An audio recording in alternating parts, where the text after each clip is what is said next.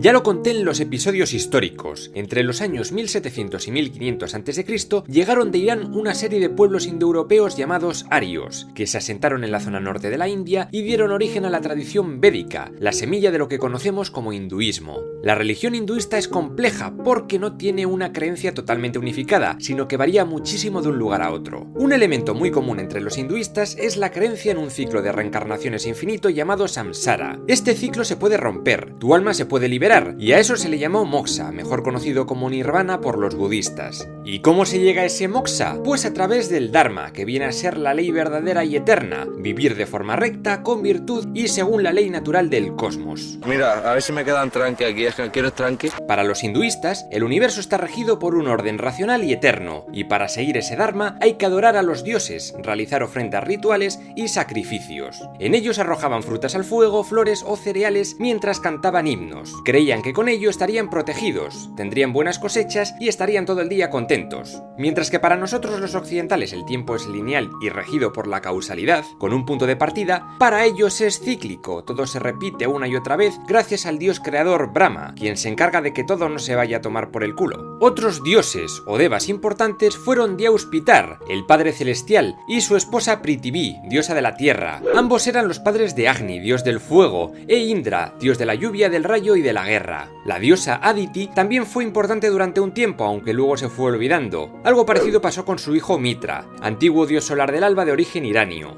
Varuna empezó siendo un dios del cielo y las tormentas, para después convertirse en el dios del océano. Luego también hay unos seres conocidos como asuras, deidades violentas y sedientas de poder, sobre todo en los textos posteriores a los Vedas, ya que muchos de los devas antiguos acabaron demonizados. Destacan Ariaman, otro hijo de Aditi, protector de la Vía Láctea, y su hermano Vaga, dios de la riqueza y del matrimonio. Están también Ravana, el malo del Ramayana, y Vanasura, el demonio de 1000 brazos. Llamarme el hombre araña. Su hermano fue Kumbhakarna, un gigante de 400 metros de altura con poderes mágicos. Hacia el año 1000 a.C., todo el saber védico se recopiló en 4 libros llamados los Vedas, escritos en lengua sánscrita y que, según se cuenta, surgieron de la boca de Brahma. Dentro del Rig Veda, el más famoso y antiguo, encontramos multitud de himnos. Uno de ellos habla de Purusa, un gigante cósmico de 1000 cabezas y 1000 pies que es sacrificado y desmembrado, y de cada trozo surge la luna, el sol, el viento, las montañas y también el sistema de Varnas, luego difuminado en el sistema de castas, los kshatriyas, los brahmanes, los vaisyas y los sudras, pero no los dalits, los parias, porque no los consideraban parte de este cosmos.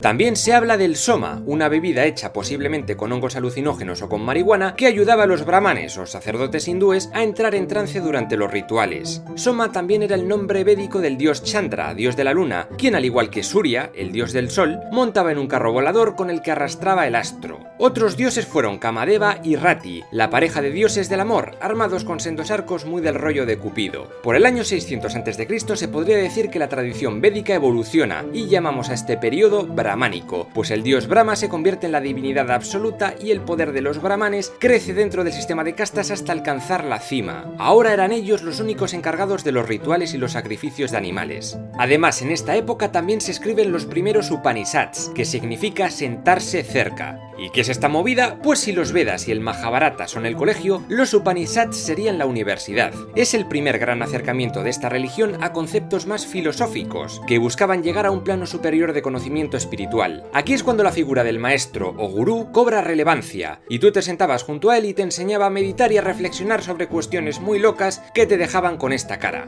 La idea era entenderse a uno mismo, al yo. Aquí en Occidente podemos ser dualistas, y entendemos que el yo es un alma separada del cuerpo, o ser materialistas, y que somos un cacho de carne con ojos. En los Upanishads se busca una tercera vía, donde somos a la vez materia, pensamientos y conciencia, a la que llamaron Atman. Y a pesar de esta división, somos un todo con el universo, con Brahman, la realidad absoluta. Se supone que este cosmos, o divinidad impersonal, habría dado origen a Brahma, con el que no hay que confundirlo. ¿Qué pedo? Otros textos importantes fueron los Dharma Sutras, que explicaban a la gente las reglas para tener una conducta correcta de vida con ese cosmos. De aquí sale toda la idea del karma, que dice que si obras bien tendrás recompensa, pero si obras mal, esas malas acciones te rebotarán en tu puta cara. Como ya digo, durante mucho tiempo hubo muchos dioses fruto de la mezcla mezcla de las creencias védicas con la de los indios autóctonos y dravídicos, pero los védicos acabaron imponiéndose. El dios Brahma, junto a Vishnu y a Shiva, formaron una especie de trinidad llamada Trimurti, que representaba la creación, la preservación y la destrucción, y surgieron de un huevo cósmico puesto por la diosa Amavaru, según relatos posteriores a la historia de Brahman. Realmente los dioses importantes son estos tres, pero ¿qué es lo que hace a la religión hinduista un cacao de proporciones épicas? Pues que cada uno de ellos aparece con diferentes encarnaciones o avatares. Somos sentimientos y tenemos seres humanos. Por ejemplo, entre las encarnaciones de Vishnu tenemos a Krishna y a Balarama, y también está su consorte Lakshmi y su pájaro gigante Garuda, que lo lleva a todos lados de gratis. Brahma, por su parte, tuvo dos hijos, aunque los creó con su mente, y de estos salieron los hombres. Shiva también tuvo hijos, como Kartikeya, dios de la guerra, y como Ganesha, el dios de cabeza de elefante y patrono de las artes y las ciencias, además de dios de la buena suerte. Se dice que su padre le cortó la cabeza por travieso y de ahí que ahora tenga la que tiene. Entre los avatares de Shiva se encuentran los ya mencionados Agni e Indra, entre otros muchos. El hinduismo está lleno de diosas o devis. La gran diosa madre es Sakti, divinidad suprema o energía en la escuela hindú del Shaktismo. Luego cada uno la llama de forma diferente: Mahadevi, Saraswati, Parvati, Durga o Kali, una diosa matademonios surgida del sincretismo de otras deidades antiguas. Todas ellas son consortes de Shiva. Este Shaktismo está muy ligado al yoga y al tantrismo, que es como meditar pero follando. Nah, es broma, no todo es sexo. También hay mucho de estar quieto y reflexionar sobre tus energías y cosas así. ¡Uf, qué pena! Como también dije en los vídeos históricos, durante estos años en la India empezaron a florecer nuevas formas de pensamiento que se opusieron a ese clasismo védico y a los Vedas. Había hinduistas que rechazaban seguir el Dharma para obtener placer y riquezas, por lo que se convirtieron en ascetas errantes. Esta doctrina esramana daría lugar con el tiempo a religiones como el jainismo de la mano de Mahavira, una religión que lleva la no violencia hasta el extremo, y el budismo, fundado por Siddhartha Gautama hacia el año 600 a.C.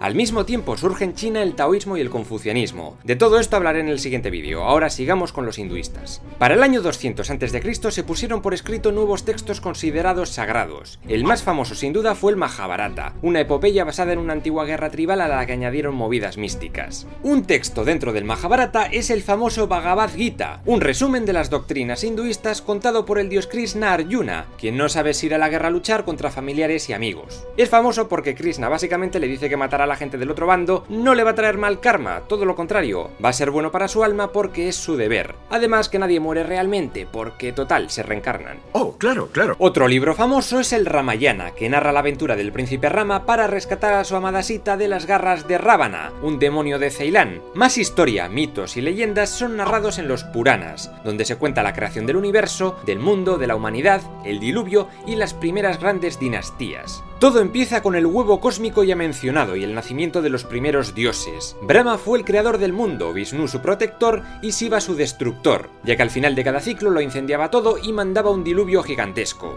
Un día, el dios solar Surya o Vivaswat y su esposa Saraniu decidieron tener un hijo, y de ahí salió el primer humano, Manu. De él surgieron todos los demás, los Manavás. La verdad es que su mito es prácticamente idéntico al del arca de Noé. Vishnu, con su avatar de pez Matsya, le dijo a Manu que venía tormenta y que construyera un barco para salvar a su familia y a todos los animales, porque los dioses iban a hacer reseteo. Y eso hicieron mientras Matsya les ayudaba a sobrevivir. Les dejó en Kalu, y allí Manu se convirtió en el rey del primer estado indio. Por otro lado, el hinduismo se dividió oficialmente en 6 escuelas filosóficas llamadas darsanas. Algunas de ellas incluso se entrelazan con el budismo. El yoga fue la escuela más antigua, y el maestro fue conocido con el título de yogi, como el oso yogi. Hay quien dice que esta doctrina es tan antigua que ya la practicaban los habitantes de Mohenjo-Daro. Los textos más importantes de esta corriente fueron los Yoga Sutras, donde se dan técnicas para alcanzar la tranquilidad mental y la concentración a través de posturas y respiraciones. Las otras doctrinas filosóficas son la Samkhya, la Mimamsa,